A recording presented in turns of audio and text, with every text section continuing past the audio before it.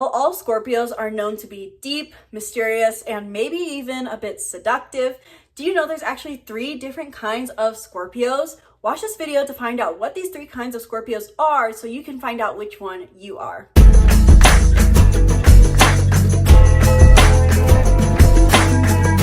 Hello and welcome back to the channel. I'm Isabel and today we are talking about the 3 different kinds of Scorpios you can be, whether this is your sun sign, your moon sign, your rising, or some other planetary placement in your chart. There are 3 different kinds of Scorpios. So if you are someone who doesn't quite resonate with the stereotypical Scorpio archetype, who is deep, mysterious, secretive, or maybe you feel like that's accurate, but you're just curious to see if you are a different kind of Scorpio, watch this video where I'm going to break it down. So this whole concept of the 3 different kinds of Scorpios is based off of a concept in astrology called the Decans. So in this video specifically, I'm going to cover an introduction to the Decans, Decan 1 Scorpio explained, Decan 2 Scorpio explained, Decan 3 Scorpio explained, the strengths and challenges for each Scorpio Decan, and how to apply this knowledge. Because if you're new to this channel, not only do I like to talk about astrology, but I like to use astrology in practical and simplified ways. So at the end of this video, I'm going to provide tips for how to use this knowledge to your benefit. So if that interests you,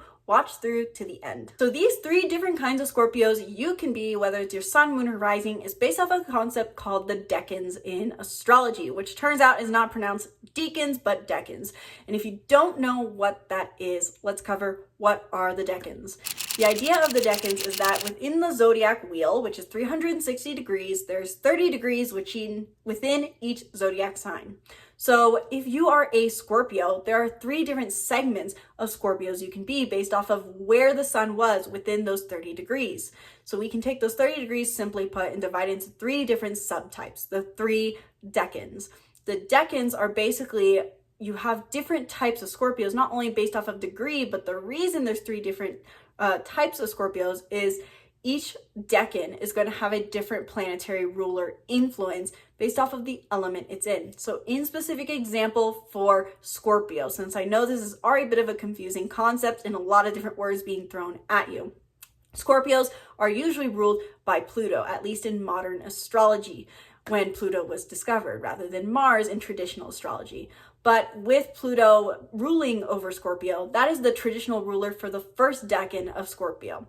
But there's an additional influence for the second and third decan, so between 10 and 20 degrees and 20 and 30 degrees.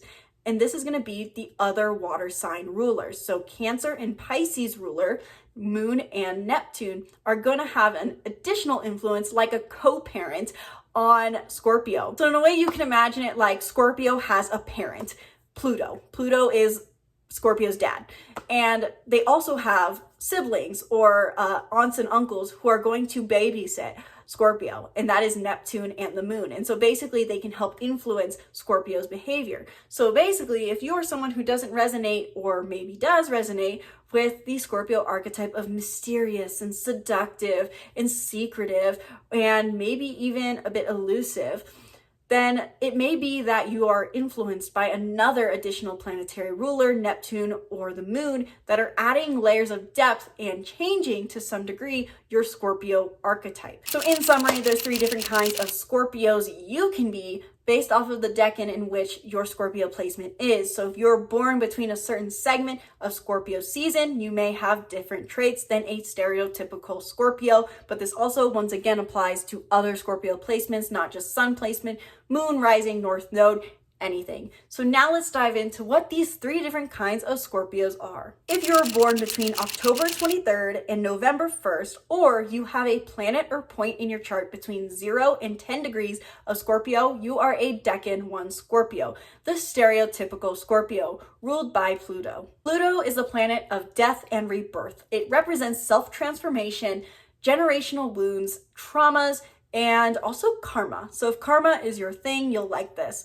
This is the most transformative, stereotypical Scorpio. This is the traditional Scorpio, which is going to resonate more with they're seductive, they're mysterious, they're all about transformation. And this is because it has its natural planetary ruler.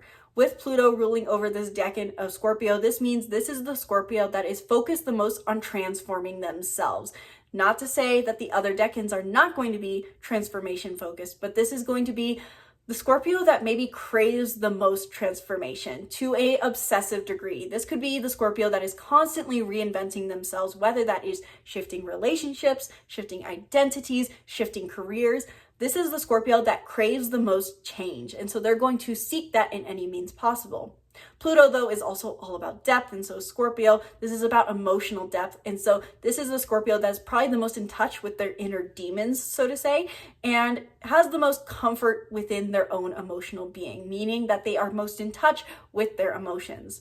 However, given that this Scorpio is ruled by Pluto and has many strengths for self-transformation, self-awareness, depth with self, it also poses some challenges. Like any stereotypical Scorpio, this is going to be the Scorpio that is going to maybe struggle the most with their obsessive tendencies. Like I said, they have the ability to transform themselves. And so this is their strength for moving on from their past, but they may also be a bit too obsessive with transforming themselves. So they can be always have this energy of intensity or flightiness in a way to them, but they may also just find that they're always in this spiral. They, like I said, simply put, obsession. This is the Scorpio that may struggle the most with getting lost in their head or lost in their emotions and getting too obsessed with things. And this is the Scorpio that may struggle a bit more with being secretive. As Pluto is all about self-transformation and inner healing, it oftentimes can have this darkness to it that makes the Scorpio want to hold their secrets a little closer to their chest. If you are born between November 2nd and November 11th, or you have a planet or point in your chart between 10 and 20 degrees of Scorpio, you are a second decan Virgo, the Pisces/Neptune edition of Scorpio. I think that arguably this is going to be the Scorpio that is the most gentle, because Neptune, while it is idealism, or that's what it represents, it also has this aura of dreaminess to it, like a Pisces. And I'm going to get to the third decan in a bit that's ruled by the moon, which could also be more gentle. But I do think that the Neptune edition, so to say, the second decan of Scorpio, is going to be more gentle, because their idealism does often point to the idea that they need to be better humans, which is maybe being a little less secretive and a little kinder to others. So I personally believe that the second decan, or personal interpretation of the second decan of Scorpio, means that you are the imaginative, the compassionate Scorpio. This is a Scorpio that, yes, craves depth like any Scorpio, yes, craves intensity, yes, craves intimacy or closeness or emotional depth, and they know that the way to do that is through compassion, imagination, and idealism. So this is the Scorpio that's going to channel their intensity towards creativity oftentimes, or through idealistic pursuits. So this could be the Scorpio that is surprisingly, while they may be a bit reserved at first, but surprisingly understanding, because they use their strengths of self-transformation, like any Scorpio, and depth to bring a level of closeness and gentleness to any interaction that they take on with someone else. Like I said, Neptune is idealism, and it is also, though, creativity. So I do think that while creativity is not an astrologically indicated, this could mean that this is the type of Scorpio that is going to take their emotional depth and maybe desire to creatively express it more. On the other hand, this could just simply be idealism. And so this could be the Scorpio that is more idealistic about their needs and wants within an emotional interaction or in an emotional connection. This also, simply put, being an idealistic Scorpio, decan 2 Scorpios can be more of healers rather than the I do it on my own type. So while the second decan of Scorpio is going to be more idealistic, compassionate, and craving emotionally deep connection and be more neutral or level-headed potentially, there also poses some challenges for this decan of Scorpio. Neptune is not only the planet of idealism and compassion in that, but it also is the planet of escapism oftentimes, because basically Neptune gives us rose-tinted glasses for everything. So this could be the Scorpio that oftentimes find themselves lost with their head in the clouds or stuck out of reality, so to say, or maybe fleeing reality. Any Neptune-ruled zodiac sign is going to find that there is a bit of escapist tendencies. So the challenge for the second decan of Scorpio could be escapist tendencies, or maybe too idealistic of tendencies, or maybe letting themselves get pushed around a bit, because this is the idealistic, so to say, or compassionate healing. Scorpio Decan, they could find that they may struggle a bit more, not only with escaping reality, but feeling that they need to escape reality because they allow themselves to maybe be pushed around a bit more, as opposed to being more of the stereotypical push people away Scorpio archetype. They may find that they try to take more gentler means of pushing people away for the sake of self-preservation by escaping reality or escaping their own emotion. Too deep of topics for a Scorpio, or maybe pushing a little too hard? Hopefully not. Let me know if that resonates in the comments below. Overall, I do want to recap.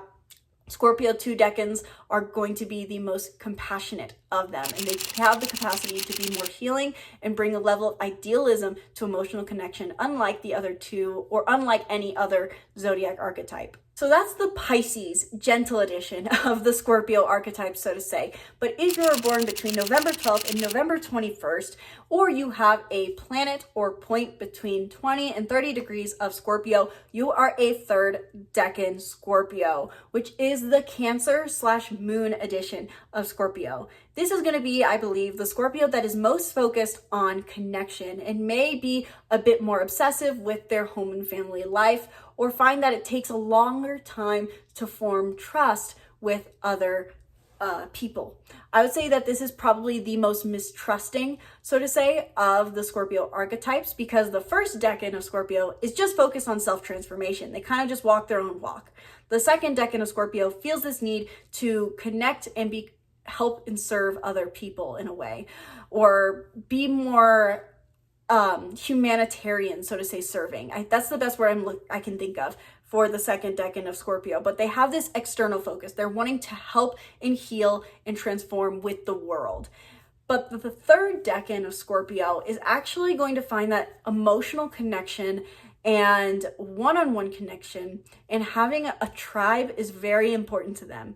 But they're still a Scorpio, and so they may find that they're very mistrusting, and it can be hard for them to cultivate those connections. But when they do, they are loyal unlike any other. If you follow my channel, you know that I do like to talk about the Enneagram, and in the Enneagram, there's a personality type called the Enneagram 6, the loyalist. And I think that the Decan 3 Scorpio shows a lot of these themes. They are loyal to a fault, but the second that you betray their trust, you are out of their life for good.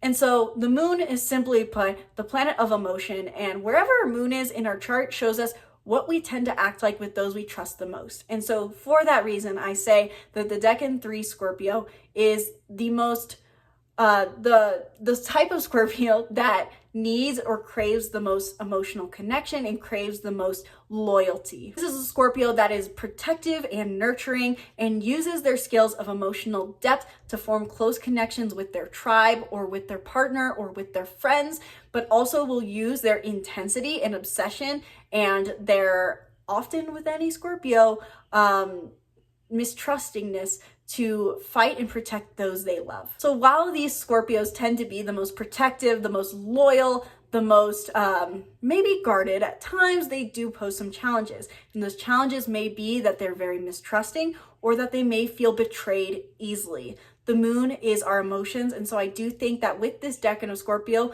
having a ruler of, or an additional ruler, so to say, of the moon, I would say that this is probably the Scorpio that is going to struggle the most with feeling like they're emotionally wounded or emotionally attacked oftentimes, because not only is this Scorpios naturally, all of them, a little bit mistrusting, but this Scorpio decan is going to take any form of betrayal to heart very easily. So maybe they feel like their friend betrayed them by saying that skirt doesn't look good on them, or that, hey, that, you know, that girl doesn't like you, but they're going to take that to heart a little bit more, and this is their challenge. But overall, again, recapping, this is the most caring, the most protective, the most loyal of Scorpios that a Scorpio can be. Now that you know about the 3 different kinds of Scorpios, what do you do with this information other than go, cool, yay, I'm still a Scorpio, I struggle with something, and I have certain gifts?